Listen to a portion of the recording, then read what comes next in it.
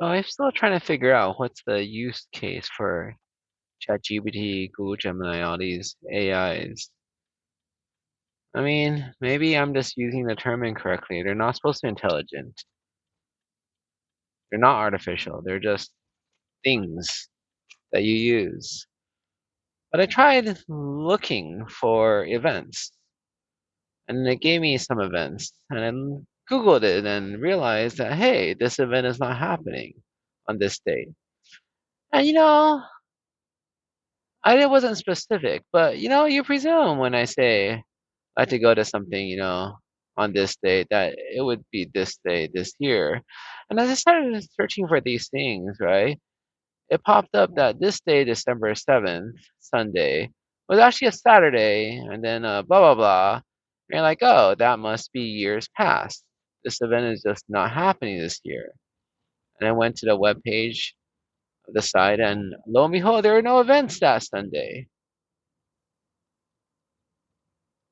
On the contrary, Google Maps told me that the library is closed, and the library is definitely open because they had a special event for Christmas. So, what is the point of these things, right? Where does verification come in? How much do you trust, right? I mean, the whole point is there's a lot of information out there, and you need someone to sort through it for you. And that someone does not have to be a human being. I would presume that's the whole purpose of these things. To offload labor that would have to have been done by human onto non-human things. Things that could be easily reproduced, expanded, what have you. Except the problem is oftentimes these sources like ChatGPT and Google Gemini are faulty and give you wrong information. And so the question is it going to get better? As in technology always gets better, right? Comes out, doesn't work so well, but it's going to get better. But here's what I wonder. How could it get better when nobody else seems to care, right? Repairability, that's a big thing for some people. It's a big thing for a lot of tech people. But nobody else in the world seems to care.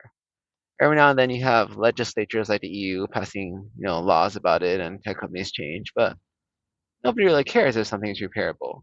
Very few people repair their own devices. You just dispose of it, get a new one.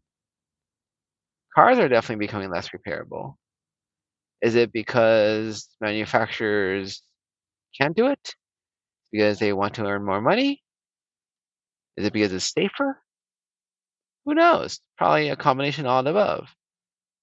But given there's no mandates, doesn't matter if you care or not, things aren't going to improve because you don't matter. And that's the thing, I don't matter, right?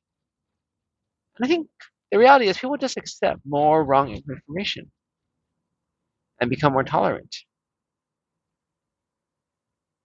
That's one thing I learned about comfort, about discomfort. Seems unrelated, but at work recently, I realized, hey, being comfortable doesn't mean anything. If you're comfortable doing something, it doesn't mean you're good at it. You would think so, right? But it has no relationship. I used to tell people that, look, doctors are always going to be confident because that's what's trained in you from residency onward. Whether you're good or not, they're going to be confident. So you can't tell whether a doctor is confident or not. That doesn't mean that they're good. And I think that's the thing for me. I realized this in the clinic. So you see a lot of people. I've seen more ears in the span of a few weeks than I have before in the rest of my career in the hospital. Because you see a lot of ears, and it's winter, and people have symptoms. I just see lots of strange things in ears that I really don't know what to make of, heads or tails. But here's the thing: even if I didn't look it up, I'm pretty sure I would be more comfortable seeing ears. And you would presume, oh, you're more comfortable. That means you're better at it. No. If I don't get feedback, I'm not going to get any better at this. So right now, I could look for feedback. Sometimes I could see if the ENT has seen them, what ENT thinks Unfortunately, they don't do scopes for everybody's ears like they do in Asia. Otherwise, they'd have pictures up that could see much more easily. Look online for some pictures. Oh, that's what a ruptured eardrum looks like. Oh, that is not. Oh, that indentation. Oh, what is that, right? I mean, unfortunately, I can't take pictures. Otherwise, I could just Google the picture and see what it is, get some other images, be able to learn from that, right? And that's the lesson I learned from Africa.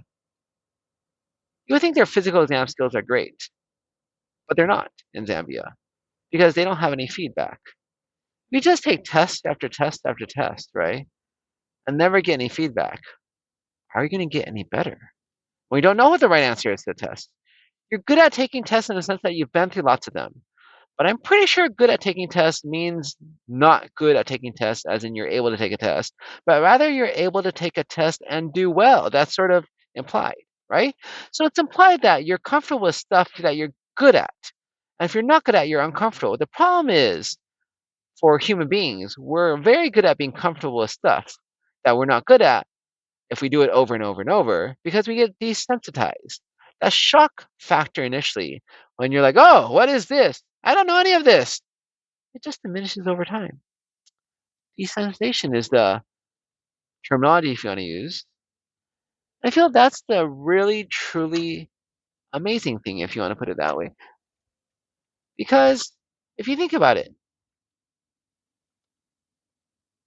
you gain experience by seeing stuff. That's correct. You don't gain experience by seeing stuff and not knowing what it is. That's also correct. But whether you gain experience that's valid or not, you feel or subconsciously think you have experience now because you've seen lots of ears, right? Nobody asks you, oh, how many surgeries have you done? I've done a lot, thousands. What if you've done them and they've all failed miserably? Would that be considered the same?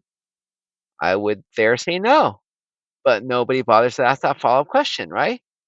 Have you done surgeries and they've gone well? I mean, we just presume, of course, you've done surgeries and they've gone well.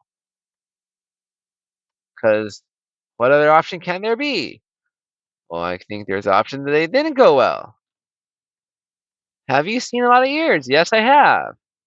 Did you know what was going on in all those ears you saw? You get better at ears.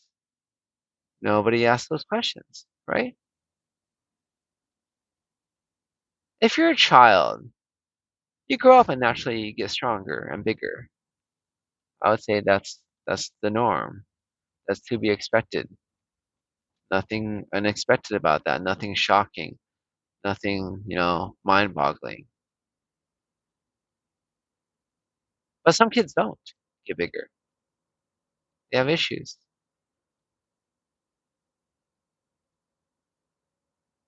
So you can't say all kids. You can't say all doctors. Because that's the thing, right? Not all doctors improve themselves. And so again, the system is an issue here because when you're in primary care, you refer someone, you often don't get anything back. Maybe in other systems, the specialist sends you some notes back, right? Thank you for referral, blah, blah, blah, right? Do people have time to read all those things? Do they think about it? Do they still remember who the patient is if it's been months? You order an imaging study. That's very helpful. What is this? It's very difficult, right? If the time between your action and feedback is an extremely long period of time, because you forget. You see so many patients in primary care. You remember everybody? No? I follow up on some patients just to see what's going on. I'm interested. But I also don't have regular primary care doctor duties. I don't cover inboxes. I don't have a panel of patients. Somebody else covers the inbox results. Somebody else's issue. I'm free to, at my leisure, review my patients if I wanted to, but no need. And that's the big difference, right?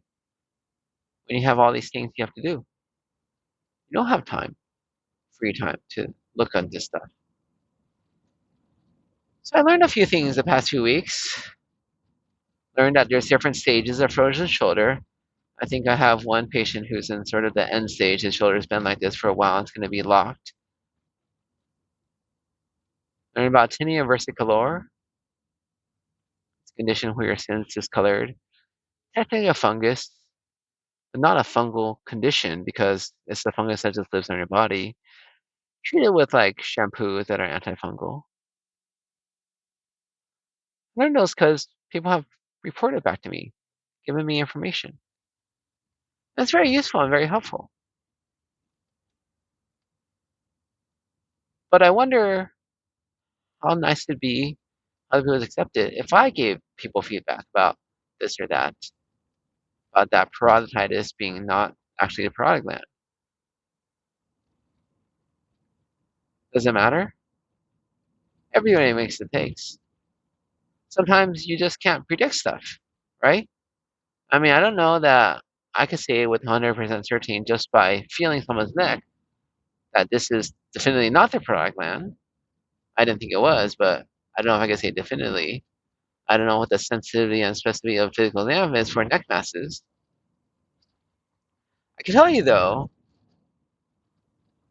that I did see a patient and ordered a lipase for him, and it was normal. And the next day he got admitted for gallstone pancreatitis, and the lipase was much higher. So in a sense, you could say, yeah, I did nothing wrong. I did everything I could. I missed nothing. Literally, the lipase was not elevated. He did not have pancreatitis then.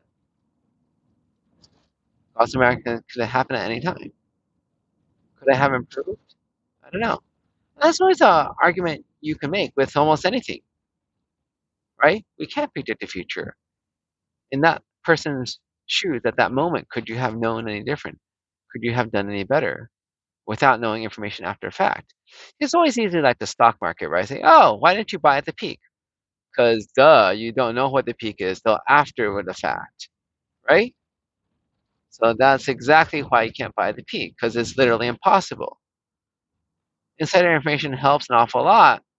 Even sometimes things happen unexpectedly, like earnings beat and the stock drops. Who knows? Who would have guessed? Anyways, I think the real lesson for me is how do I keep myself uncomfortable? How do I say mentally, hey, hey, don't you start feeling comfortable. You're horrible at this. You better learn and improve yourself. Get better. Don't think you're good at this. You're horrible. Be nervous. Learn more. How do I do that to myself day in, day out? And that's the secret. How do I make myself more comfortable so I actually am motivated to improve?